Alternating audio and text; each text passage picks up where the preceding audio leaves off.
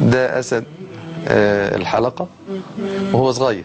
شو لاحظوا ان هو لما بيحاول يمسكهم شوفوا ازاي بيلعب معاهم.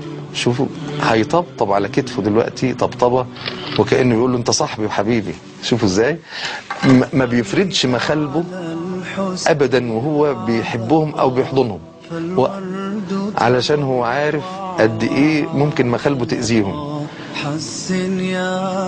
شوفوا هنا مبسوط وسعيد. هنا شوفوا ازاي دخل عليه.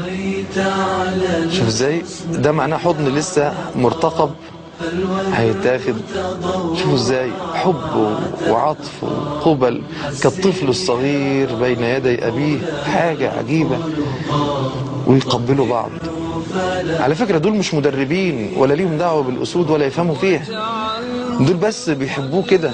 دول اشتروه لأن دي كانت موضة في الستينات.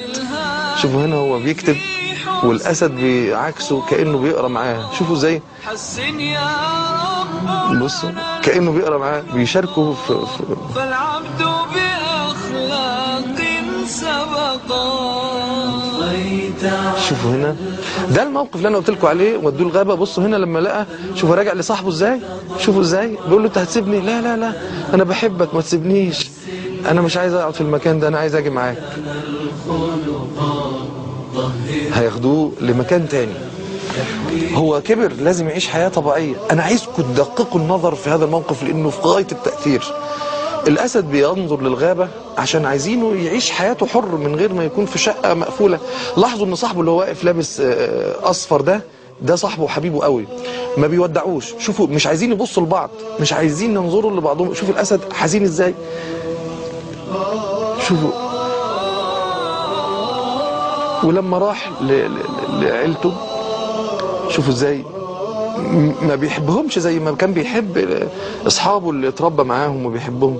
شوفوا يمكن ده ابوه او اخوه الكبير، ولكن شوفوا ازاي ما بيحبهمش قوي زي ما كان بيحب اخوانه وحبايبه اللي اتربى معاهم.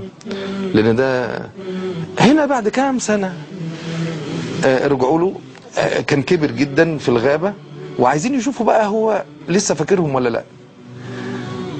شوفوا الأسد لما شم ريحتهم بعد ما سابوه ودعوه، شوفوا ازاي راجع بالراحة بالراحة بالراحة. شوفوا أول ما هيشوف صاحبه زي ما بيقول الشاعر وأقرب ما يكون الشوق شوقا حين تقترب الديار من الديار. أصبح قريب منه. شوف هيعمل ايه. هنا بقى تبدأ القبلات وتبدأ الأحضان ويبدأ العطف ويبدأ الحنان. يعني منظر عجيب. يحضن ده مرة وده مرة، مفيش مخالب بتتفرد، مفيش حاجة. شوفوا ازاي. ومرة باحتكاك الرؤوس ومرة بتقبيل الفم. ويحب ده ويشوفوا ازاي وما بيوقعهمش. ده وزنه تقيل جدا، ده وزنه يجي اكتر من يمكن 200 كيلو او اكتر. شوفوا ازاي تاني ولا ما بيوقعهمش. هو عارف ان وزنه تقيل، مش عايز يضغط عليهم بحضنه علشان ما يوقعهمش. شوفوا ازاي. وقبل بالفم مع ان الاسود لا تقبل بالفم. شوفوا ازاي. هنا جاب لهم المدام بتاعته، كان اتجوز، ويقول لهم سلمي على عمه وعلى اصحابي وحبايبي، وخدهم وراح للعيلة اللي هو عملها.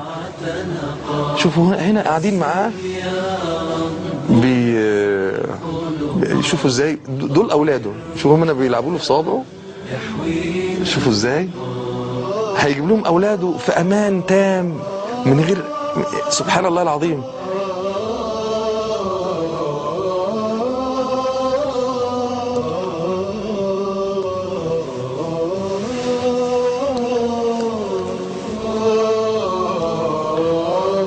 شوفوا ازاي ده ابنه الصغير، حتى ابنه طالع حنين زيه. شوفوا ازاي حب اللي ابوه بيحبه. شوفوا بيحضنوا اصحابه. شوفوا بيقعدوا صابعهم بالراحه بيلعبوا مع بعض من غير ما يأذيهم خالص. ده هو لو بس ضغط شويه يقطع الايد كلها. شوفوا ازاي. هو كمان بيحن. شوفوا ده اسد حنين على فكره. يعني الاسد ده انا متصور ان هو في الاسود. شوفوا ازاي دي زوجته. العواطف. الاسد ده مميز.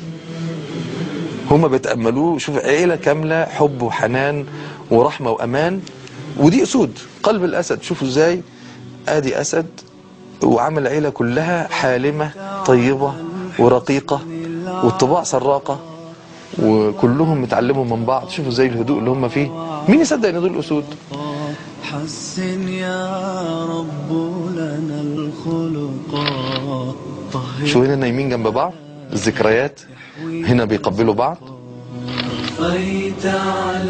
هنا وهو بيهرش له في صوابعه، هنا هم مع بعض. شوفوا ازاي.